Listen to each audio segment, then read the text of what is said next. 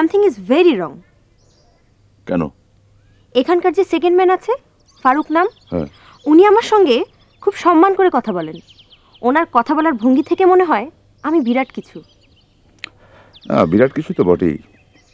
স্যারের সুন্দরী আধুনিকা তরুণী পিয়ে। ঠাট্টা করবে না তো। ফারুক সাহেব আজ ভোরবেলা নিজ হাতে আমার জন্য কফি, খবরের কাগজ, ফুল, চকলেট এগুলো নিয়ে এসেছেন। তাহলে বেটা নিশ্চিত তোমার সাথে প্রেম করতে চায়। আমার মেয়ে কি খেয়েছে? জি স্যার, উনি তার বাবা, সরি স্যার, সৎ বাবা আর আনিস সাহেবকে নিয়ে খেয়েছেন। আনিস সাহেবটাকে? একজন আর্টিস্ট, মনে হয় আপনার মেয়ের বন্ধু। আমার মেয়ে তো দেখছি একেবারে দলবল নিয়ে চলে এসেছে।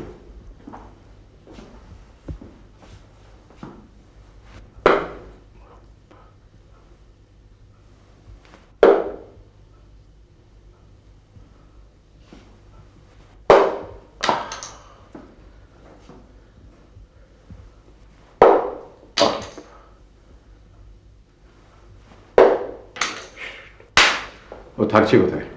আপনি ভিআইপি গেস্ট হাউস দিতে নিষেধ করেছেন, এই জন্য তাকে 2 নম্বর গেস্ট হাউসে রাখা হয়েছে স্যার। উনি মিস মোনার সঙ্গে রুম শেয়ার করছেন স্যার। ভালো, খুব ভালো। বাঁশি বাঁশি কে বাজে? জানি না স্যার।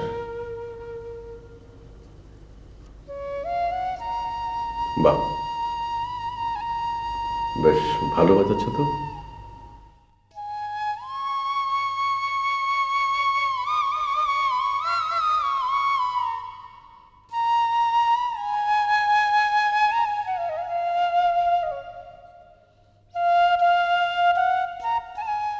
তোমাকে এই ঘরে থাকতে দিয়েছে?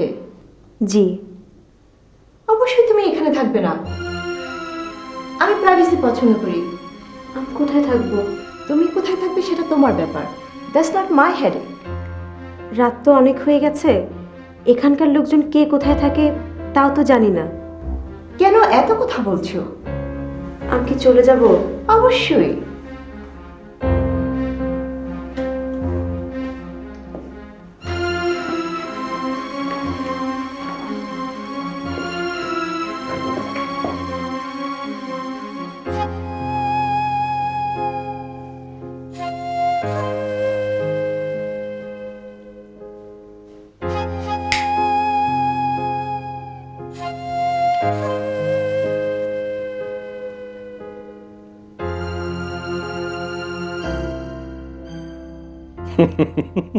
আপনার থাকার জায়গা নেই?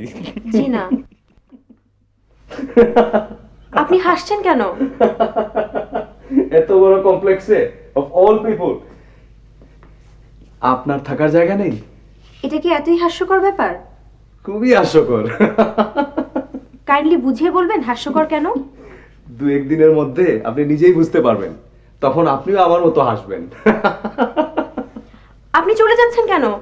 আমার কোনো ব্যবস্থা করে দিবেন না? না, আমি চাই আপনি জায়গার অভাবে মাঠে মাঠে ঘুরেন। আপনার নিজের জায়গায় ঘুরতে অসুবিধা কি?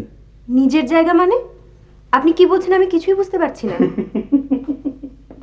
আপনি তো সত্যি সত্যি চলে যাচ্ছেন।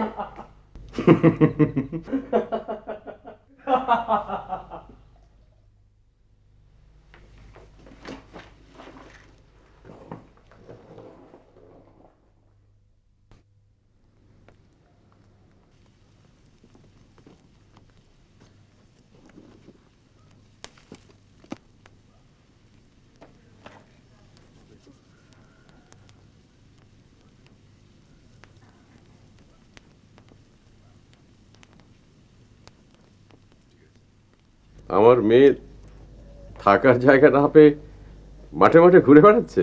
জি স্যার।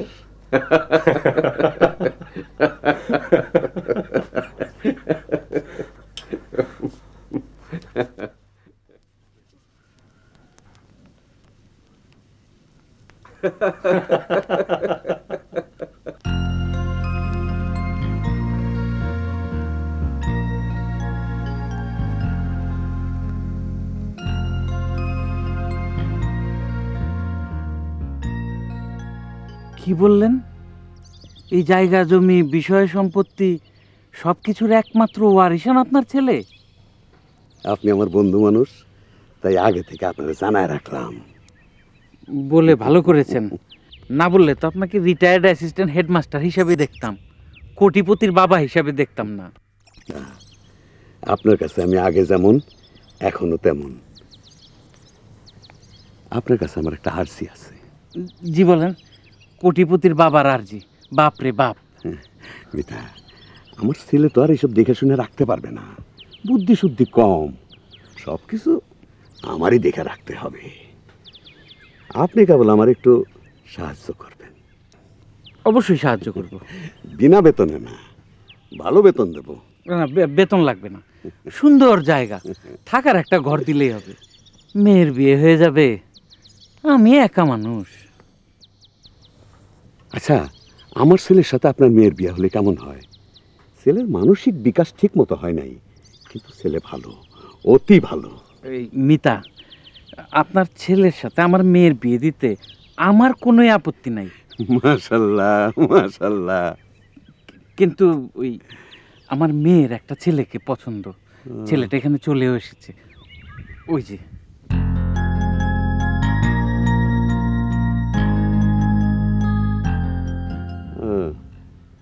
ছেলে কি করে? আর্ট কলেজ থেকে পাশ করেছে, চাকরি বাকরি এখনো কিছু পায় নাই। কোনো অসুবিধা নেই, কোনো অসুবিধা নেই, হ্যাঁ এখানে চাকরি হয়ে যাবে, 20,000 টাকা বেতন, চলবে না? হ্যাঁ, আর ম্যানেজার বানিয়ে দেবো। এখনকার ম্যানেজারটা অতিবৎ, এটাকে বদলানো দরকার। গুড মর্নিং মিস রাত্রি।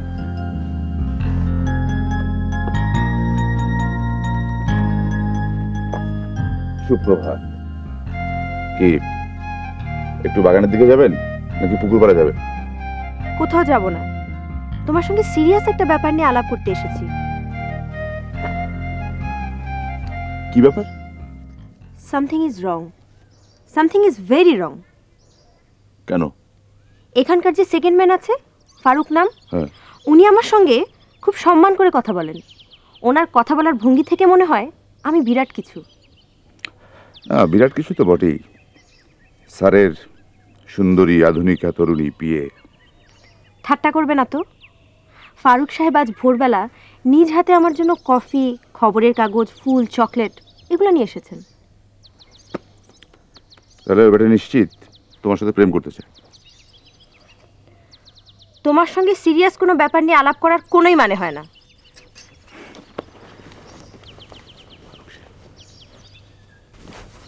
ম্যাডাম কি করছেন?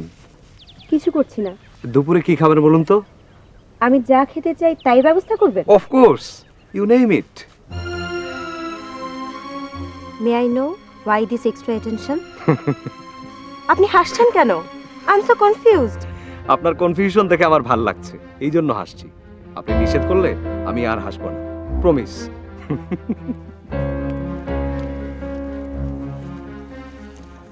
কাল সারা রাত কি মাঠেই ছিলেন? মজা হয়েছে?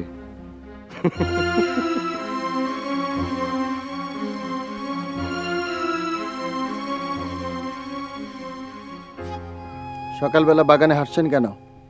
আপনি এখানে কাজ করতে এসছেন না বেড়াতে এসছেন?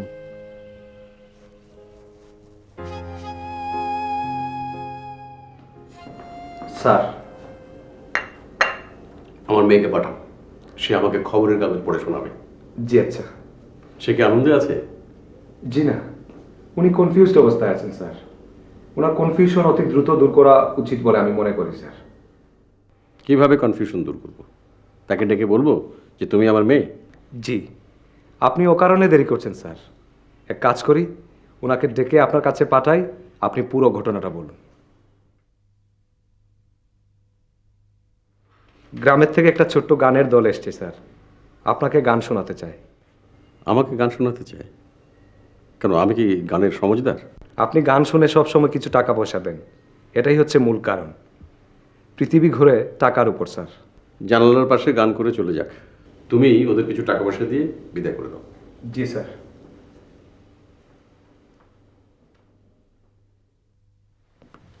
গান গেয়ে চলে যাও, স্যার ভেতর থেকে গান শুনবেন। তোমরা এসছো, স্যার খুশি হয়েছেন।